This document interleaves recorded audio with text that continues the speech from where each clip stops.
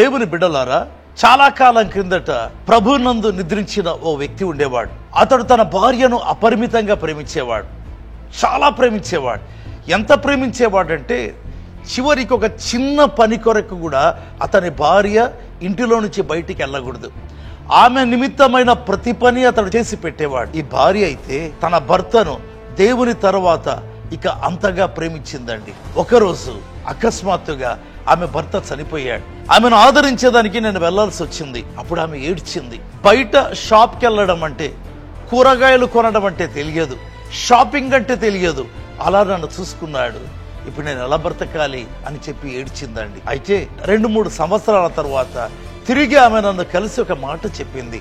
ఏంటంటే, అటువంటి స్థితిలో నుంచి దేవుడు నన్ను లేవనెత్తాడు. నా పిల్లలు ఇతర దేశాల్లో ఉంటే ఒంటరిగా కొన్ని గంటలు విమాన ప్రయాణం చేసి నా పిల్లల దగ్గరికి సంవత్సరానికి 2 సార్లు వెళ్ళి వస్తుంటున్నాను. ఒకప్పుడు ఇంటిలో నుంచి బయటికి వెళ్లేదాన్ని కాదు అనింది.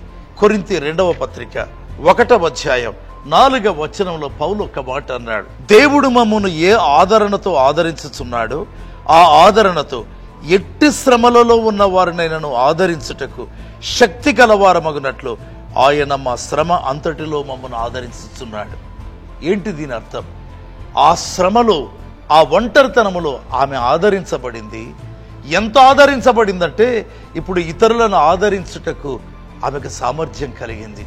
మన శ్రమలలో దేవుడు మనల్ని ఆదరిస్తాడు. ఎందుకంటే ఇతరులను మనం ఆదరించినట్టుగా ఆ సామర్థ్యం మనకు కలుగునట్లుగా ప్రభు చేస్తాడు. దేవుడు మీతో మాట్లాడుగాక. ఆమేన్.